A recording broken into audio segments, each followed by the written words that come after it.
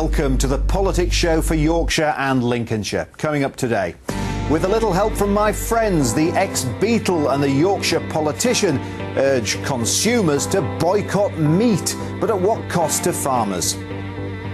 And why some believe the law on dangerous dogs should have more bite when it comes to their owners being prosecuted. But first, would you be prepared to give up burgers, chops and sausages to combat climate change? Well, none other than Sir Paul McCartney has teamed up with a Yorkshire and Humber Euro MP to persuade more of us to go meat-free for one day a week in a move they claim would help the environment. But farmers from across Yorkshire and Lincolnshire have criticised the suggestion and claim their industry is already amongst the greenest in the world.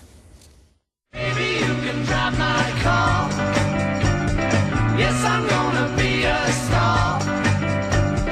Baby, you can drive my car. As world leaders prepare to meet in Copenhagen for next week's UN Climate Change Conference, a familiar figure arrives in Brussels with his own theory on how to save the planet. It'd be nice not to have to fly places, but I couldn't have been here. Now this former Beatle is urging us to cut back, or should that be get back, when it comes to eating meat.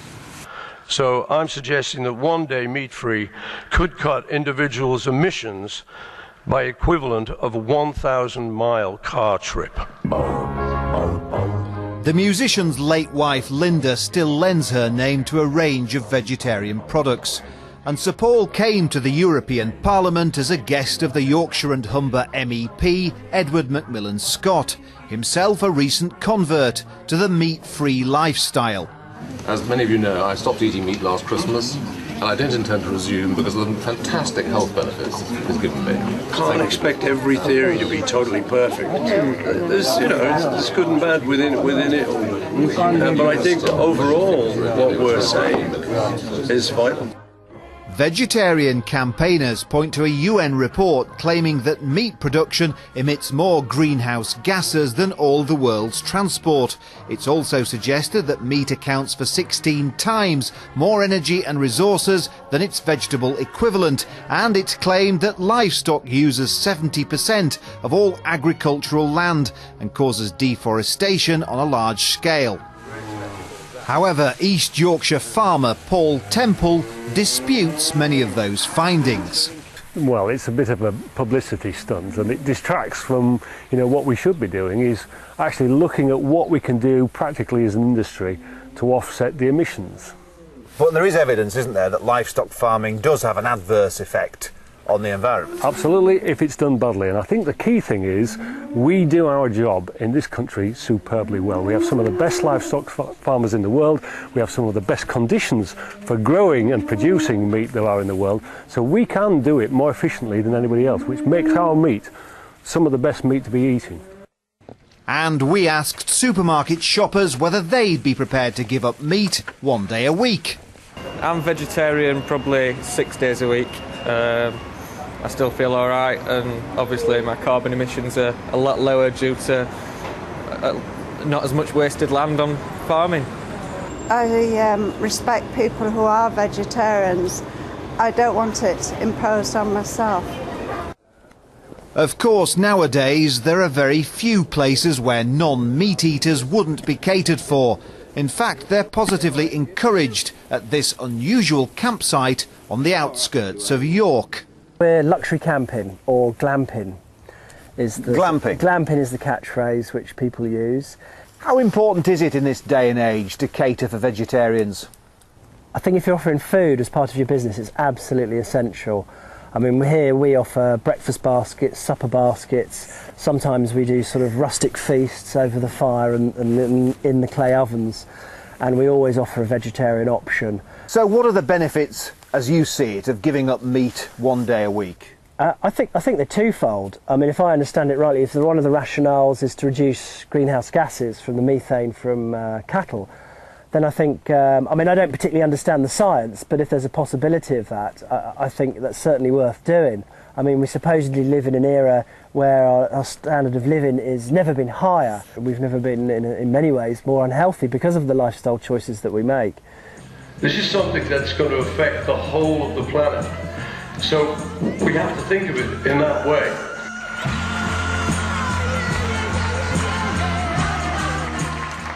What would you say to Paul McCartney if he were here now?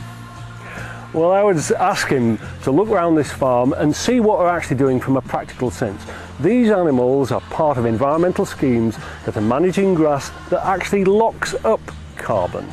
These are a beneficial aspect of climate change, and as a farmer, and those up in Cockermouth will know, you are at the front edge of climate change. So, a mixed reaction to the former Beatles message that less meat equals less heat. Well, we caught up with the Secretary of State for Energy and Climate Change, the Doncaster North MP, Ed Miliband, and we asked him about the controversy over those emails from the University of East Anglia, which he was just talking about to John Sopel, and whether McCartney's Less Meat, Less Heat campaign amounted to something that could be included in government policy. I think we should be very careful in this. We can't let one string of emails undo decades of climate science. I'm not a scientist, but I am very clear from talking to the scientists that they are certain that climate change is happening and it is man-made and it is real. And there'll be lots of people in this who will say, let's take the easy way out. Let's just put our head in the sand because that's easier to do than actually really confronting the problem. I think that will be so irresponsible for this and future generations, and we need to act to Copenhagen, and we're not going to be sidetracked by emails or people trying to derail the process.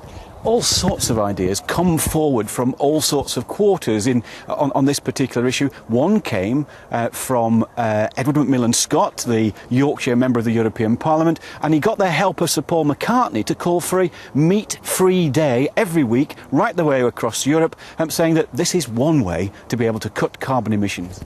The thing is that meat is not the biggest source of carbon emissions, and I think we need to be very careful in this. We're not about telling people how to live their lives. We're about helping people to make a difference. I think people want to make a difference in terms of the environment and in terms of climate change. But I think if we make it about politicians telling people how to live their lives, what to do, what to eat, I don't think we're going to succeed. Instead, we need to help people to make a difference, which I think they want to do.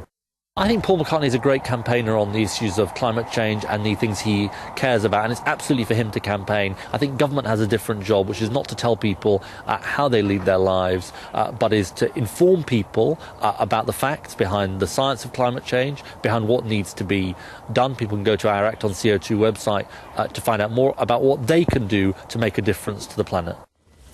Ed Miliband there speaking to Len Tingle earlier.